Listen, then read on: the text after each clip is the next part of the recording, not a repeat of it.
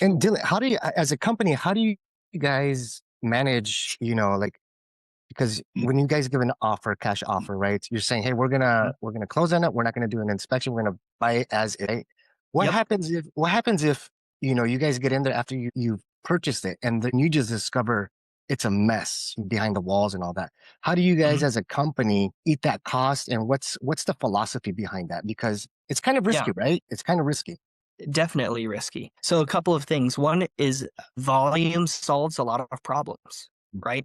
So for example, if we buy 100 houses and two of them end up costing us money, right? Mhm. That's the cost of doing business. And instead of trying to go after that seller, and say you lied to us or whatever, it's not worth our name or reputation, right? To do that. Mhm. We would way rather just cure that loss with volume and say, you know what, bummer. The lesson that we should have learned here is that we should have, looked underneath the sink to see if there was mold. Hey, ref, you missed that whole part of the wall right here looked like it was melting and squishy. How did you not notice that? Mhm. Instead, we'd look at it as a positive and a training point. So volume is the short answer that cures a lot of that. And the other is just experience because we're going on so many appointments. We're going on, 400 appointments a month Mhm. where we're coming in and getting to talk to people and present options. The amount of at bats that we're getting, the amount of homes that we walk into, it's not like a traditional agent that might have one or two listing appointments a month.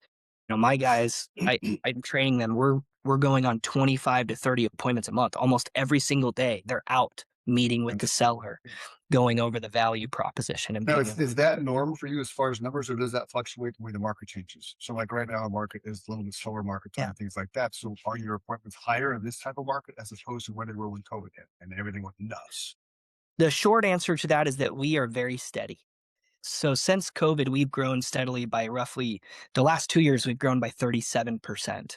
Nice. Wow. So during COVID, we did right around 450 contracts in 2020, 21.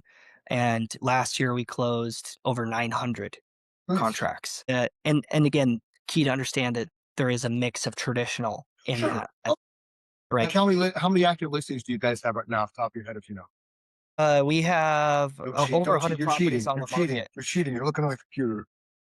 Here, let me pull it up just so that I can give you accurate data here.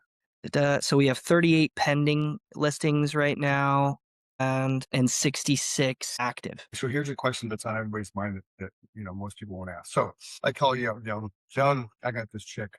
She wants to sell her house. I'm going to connect you to. Yep. How do I get paid? Yeah.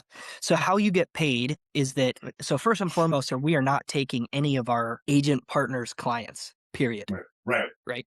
So when we have a lead come from an agent partner, that is your lead, Okay. right? There is no way on God's green earth I'm going to take this lead and steal your listing and put it on the market. Again, yeah, a couple $1,000s is not worth a relationship to us. Period. The end. I would rate burning you for a couple $1,000s and you telling your whole brokerage that Doug Hopkins snaked a listing from me is not worth it. Period. The end. So that is your client. And as for what that cash offer is going to be, it's super simple. We have our numbers that we're looking at with our underwriting team, right? We're calculating holding costs. We're calculating paying two sets of closing costs, three sets of closing costs. Ours when we buy it, theirs when we buy it, and then ours when we sell it again, right? We're counting in commissions. We're counting in the repair costs, and we're counting in how much profit we need to make to get a return on our money.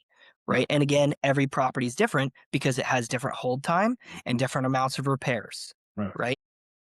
So Right. there's no straight answer as far as what you need to make as an investor on the back end because of all the variables you just discussed. Yeah, everybody the first thing that I'm talking to in any sort of elevator pitch, which isn't because it's a little more open forum, we have more time. Sure. He goes, hey, what percentage do you buy your homes at? Right. And they want to hear, hey, I buy my homes at 81 cents on the dollar. Right. So they take their $100,000 house and go, Dillon's going to offer me $81,000 for the house. And the short answer is that we do not have a range like that. I mean, because again, for some tile stucco 3.2s that without a pool and without solar, man, I can get really skinny there. And we have some long-term rental people that Mhm. I can have a very aggressive offer. Similar where there's less people, less buyers that want some of these manufactured or on the opposite end, crazy luxury, right? So my numbers are down on those. So there's not a perfect answer.